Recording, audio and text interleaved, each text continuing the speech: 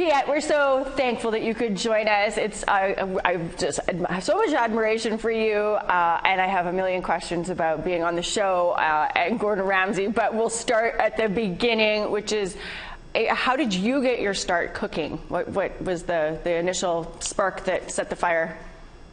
For me, the interest really started building when I was a child. I grew up with family members that loved to cook. I had 2 uncles that owned restaurants, and my grandmother was a baker.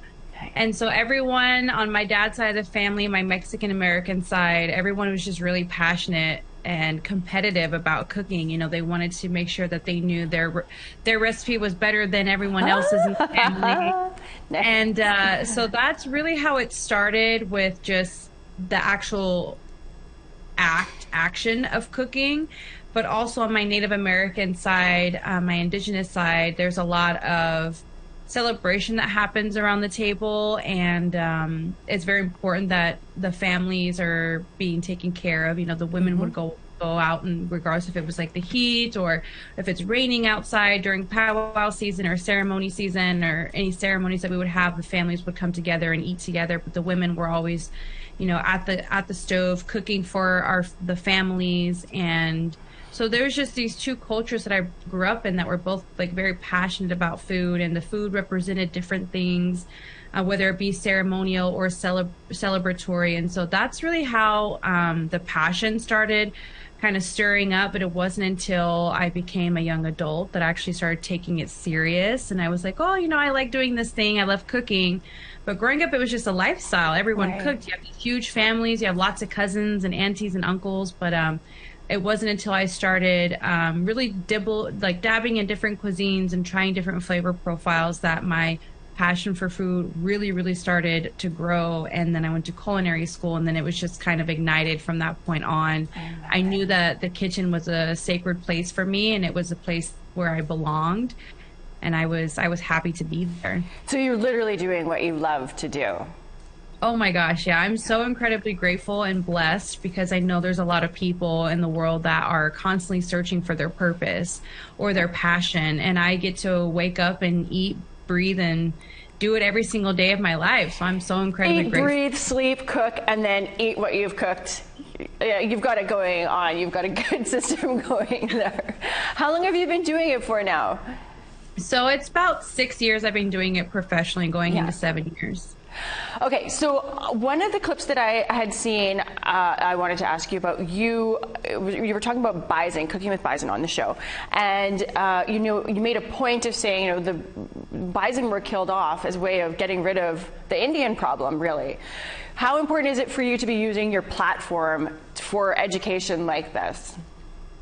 Well, there's a lot of history that is unknown to the mass public, and so in history books in school we're only taught a one-side story, which isn't all the way true. And so I love being able to tell the story of the food, and not just the story of my ancestors and my people, but also celebrate where we are as Indigenous people and celebrate where our food is. It's been many years of being able to evolve and adapt, and we're kind of working our way backwards, myself and other chefs that are doing this work. And so it's so incredible to be able to utilize these ingredients that once were forgotten or almost killed off. Right.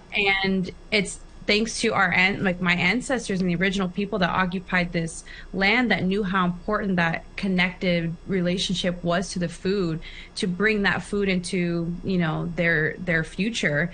And so you have an example of that is in the Trail of Tears, where the Indigenous people that were on that path, the women would sow the seeds of pumpkins and rice and dried beans, or not rice, corn, and they would put those seeds in their skirts, so when they traveled, they would travel with that food. Had it not been for those women taking the food with them, maybe who's to say some of that food wouldn't have been left behind. And so it's really amazing to be able to grow as a chef, but also learn these stories of the food. In a way, it's the food is kind of calling me to kind of be a vessel for them, or a messenger of here's our history. And so I look at it as these are our plant relatives, and I'm just here as the messenger to help tell the story of their legacy. I love this so much. What are some of the other favorite traditional ingredients that you like cooking with? What would we see most incorporated into what you're creating in the kitchen?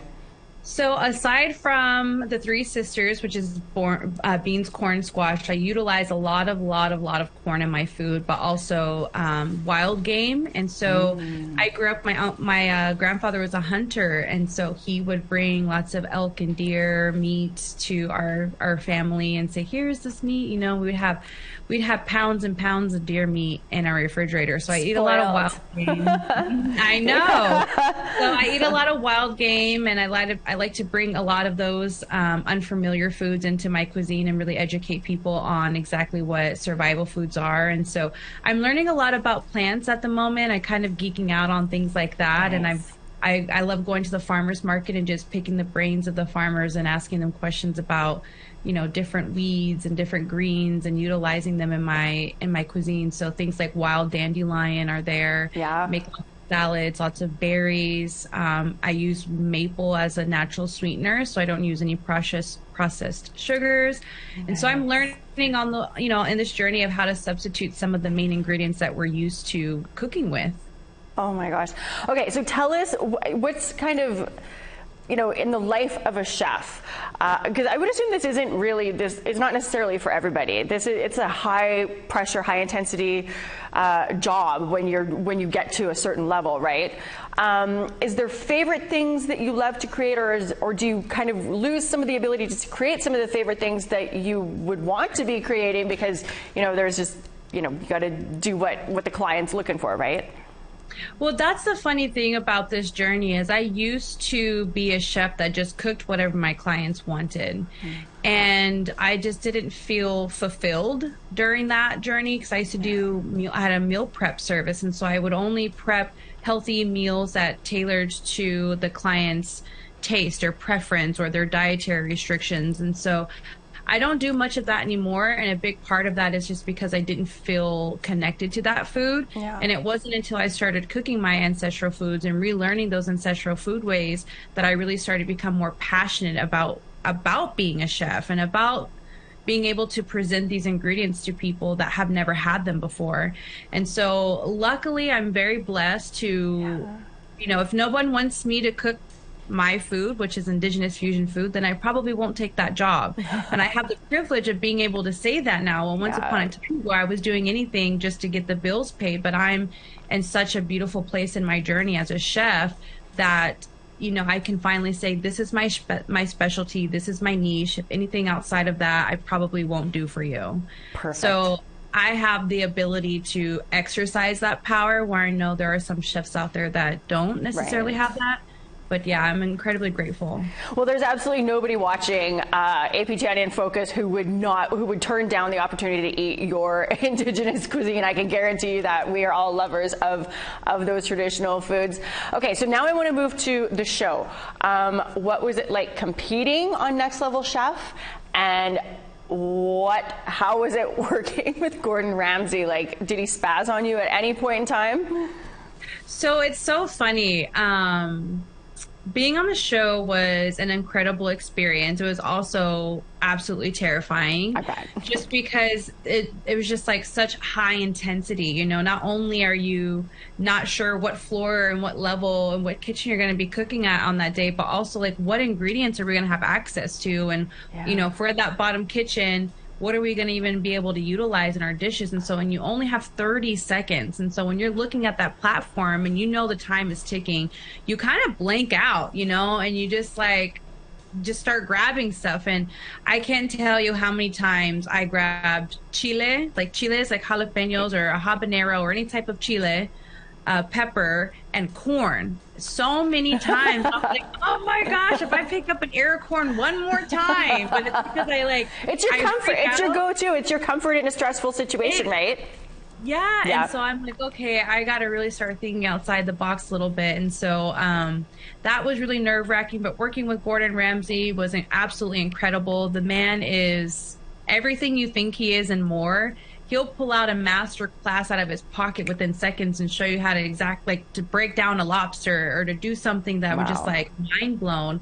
There were a few times that I cried, you know, like after leaving the set, because I was like, oh my gosh, can't believe I like served that to him, or he completely like didn't like one of the dishes that I made. But for the most part, I think the audience and as well as the contestants, we got to see a different side of Gordon Ramsay, which is more of a nurturing, mentoring side of him. No. Yeah, and people ask, you know, is he really that mean? Did he yell at you? And I'm like, yeah, but it was in an endearing way where like he cared, you know, and he was like, obviously he's like, listen to me, I'm trying to teach you something. And so it's more of a mentorship than it was him being angry.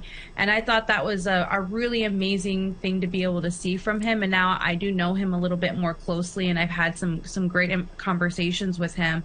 And I can say one thing about him is that he really genuinely cares beyond the TV scripts or, you know, being produced on the different shows. He genuinely cares about this work and giving people like myself an opportunity, and for that I'll be forever grateful.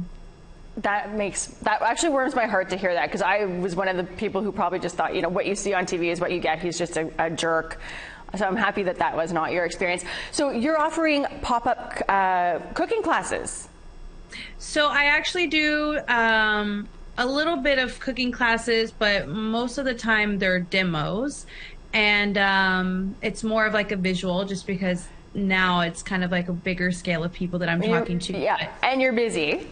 And I'm busy, and but at the moment I've been able to travel across the U.S. to different tribal communities and teach what I know, and also learn from them and have it be a give-take relationship. And so I've been able to go and present some cooking demos and do some really cool pop-up dinners and lunches for them. And so that's been really fun. Are you have any plans to come up north of the Medicine Line? I would definitely hope so. I think the rest of this year is pretty booked, but next year I'm really hoping to be able to expand my horizons a little bit. I've never been up north to Canada, but I'm really looking forward to the possibility of working with some of the tribes. Tribal community.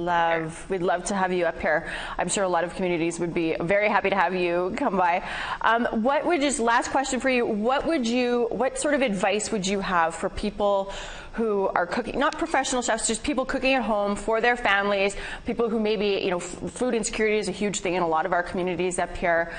What advice would you, if you could speak to them, what would you say? What would you tell them to keep in mind when they're cooking up for their families and trying to be healthy?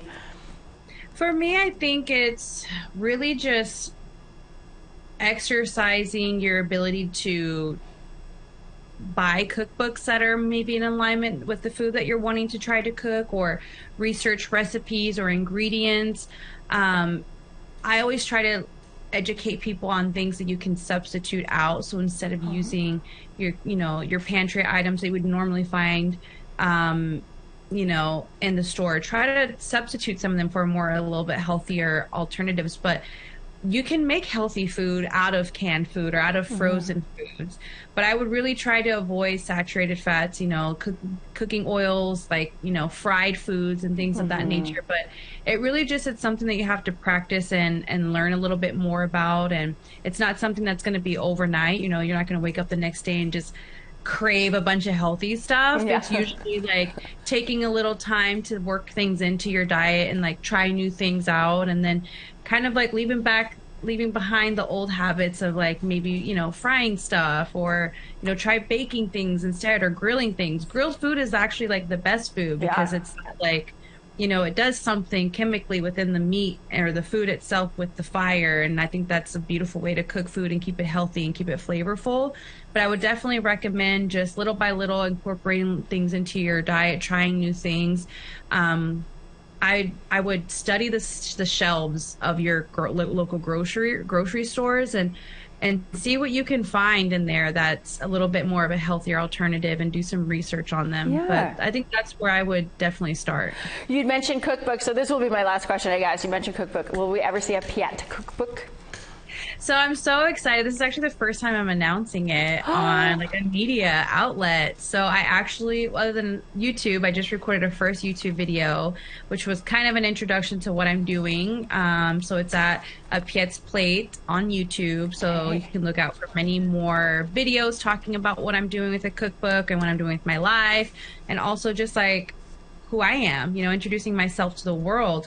But the cookbook is coming out. I just got my first cookbook deal, and it is called Pyet's Plate, a celebration of fire and fusion. Oh my gosh. And briefly, I'll give a description. Obviously, fusion would be myself as being Native American, Mexican American, and putting both of those heritages together and those cuisines together and creating really bold, beautiful dishes. But the fire aspect of it is more than just cooking with fire and the actual, tangible thing of fire itself. The fire represents the spirit of Indigenous people. And this book is my effort of keeping the spirit of Indigenous people alive. And I'm Prairie Bend Potawatomi, and we are known as the fire keepers. And what that translates to is being keepers of the fire, of keeping that spirit alive and taking on that responsibility to make sure that our traditions, whether it be for our food traditions, our ceremony, our way of life, our spiritual belief system, stay alive. That's our responsibility. So with this book, I plan to uphold my responsibility on my end to do that and share Indigenous ingredients, talk about their stories, tell their stories, and share recipes that have been passed down, from generations to generations. And so that book is going to be so amazing, and I really can't wait for it. And so I'm not sure when it's going to be. I'm not exactly sure when it's going to be out yet, because we just, I just got the deal, but typically it takes about a year for us to build it out. So I'm hoping by next November it'll be ready for purchase. In time for Christmas the following year. Right? Yeah. Oh my gosh. Thank you. This was breaking news. Like, I love that we got to be the place where you did it. This is so great, Pyet, and such a pleasure to talk to you. And I cannot wait to see where the world takes you from here. I'm sure Creator has big plans for you. And I hope that we get to kind of follow you around in your kitchen exploits for many, many more years. Thank you so much. Yes. Thank you so much for having me.